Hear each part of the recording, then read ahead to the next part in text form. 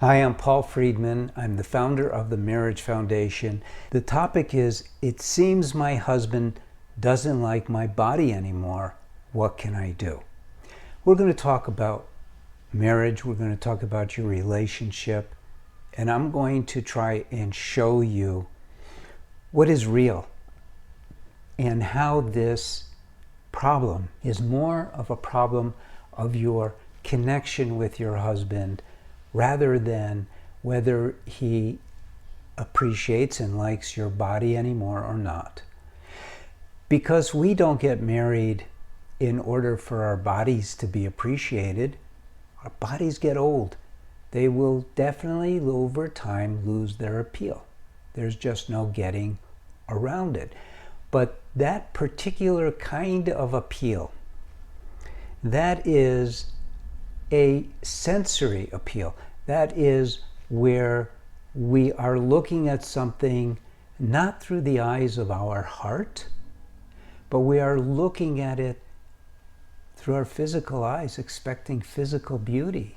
And by your saying that that's where your husband is coming from, you're saying two things. One is you're saying that you're insecure about your body, and secondly, you're insecure about your husband's love for you. Isn't it so? Because you know in your heart that when your husband loves you, he doesn't care about your body. He just wants to please you. He wants to be there for you. And if that is not happening in your marriage at this point, then what's going on is deep.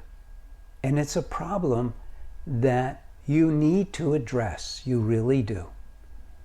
Now, we don't want to call your husband shallow. I don't believe he is.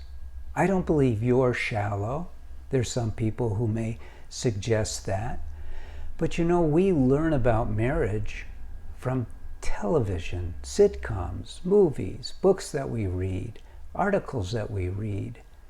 And so we have a real misunderstanding of what marriage is all about. So let's begin in the beginning.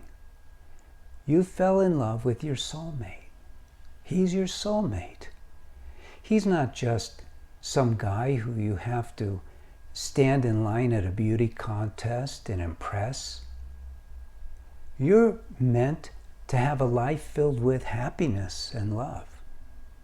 And that is not going to happen because your body is amazing. What should happen if, for instance, you were in a car accident and, God forbid, one of your limbs was disfigured or worse? Would you expect your husband to just abandon you? No. Would you abandon him? No. So what we want to do is we want to take control over our mind. Now that may sound like, what? But listen to this. The mind, you see, is not you. The mind is a possession that you have. You're the soul. You're a soul. And you have a body and you have a mind.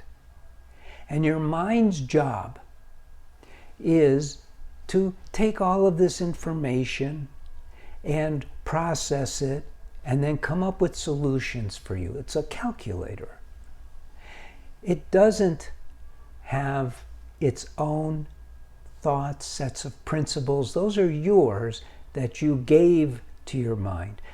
But we are not taught to control our minds, to master it. We're not taught to filter what goes in or comes out of our mind. And so your mind is telling you now, your body's not good enough for him, better do something. And I'm saying yes. But what you need to do is you need to transcend the influence of your mind. It has a tremendous influence on your married life. And you need to transcend that. What that means by transcend is that you as a soul, you're just all love. You're all joy. You're wisdom. You've got it all. We all do. As souls, we have it all. But the mind has completely taken over our lives. And we now have to transcend that influence of our mind and get back to the basics of marriage, which is all about love. And when your mind starts coming up with these, I'm going to call it a notorious thought that your husband doesn't love you because of your body, you say, no, that's not it. I need to learn to love my husband more. I need to be more of the loving, caring person that I was when he met me. Because when we first date, when we first meet our soulmates, we're on our best behavior. Everyone knows that. The problem is that people think after a time, you don't have to be on your best behavior anymore. You don't have to cultivate the love, the respect, the admiration, the connection. You don't have to.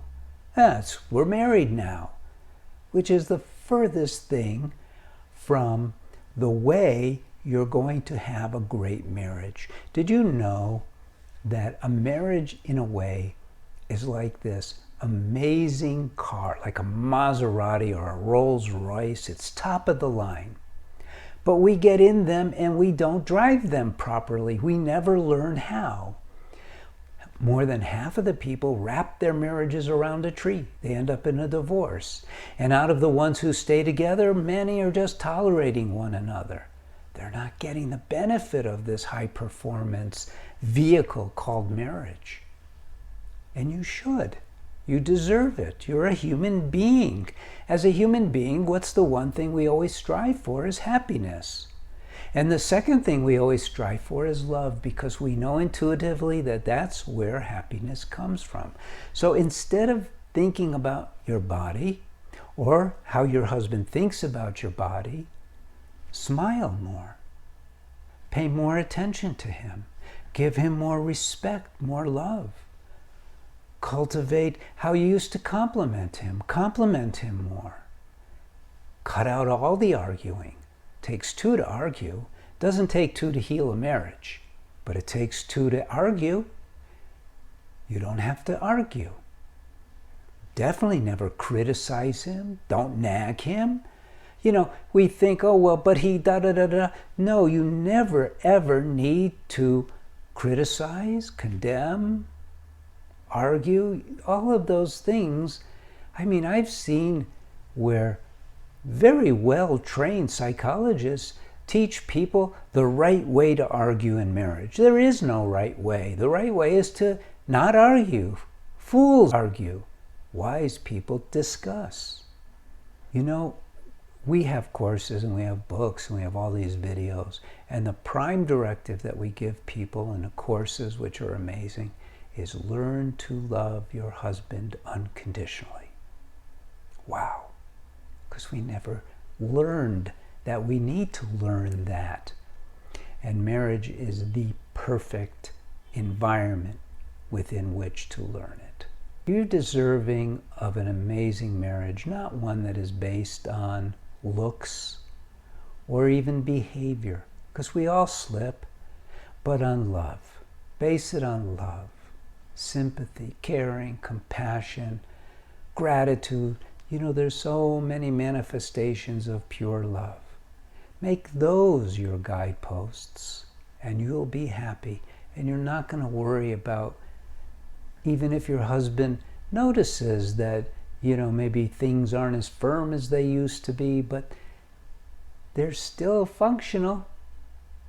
And it could be used as a vehicle to bring you closer. That's what it's for, not recreational sex, but deep, connective sex. So we try to help people here at the Marriage Foundation first to realize that you deserve to have an amazing marriage. It's written. It's why God created marriage in the first place. I'm not going to get into that in this video because it's long and deep, but it's intended, just like a car is intended to take us from place to place in luxury. I mean, you compare it to a horse and buggy. And we need to learn how to utilize it, how to get the most out of it, so we get that which we deserve. We are supposed to be happy, happier than yesterday, and not quite as happy as we will be tomorrow. That's how it's supposed to be. Think about that. Hope you visit again. Hope you subscribe. Hope you like the video. God bless you. Thank you. Take care.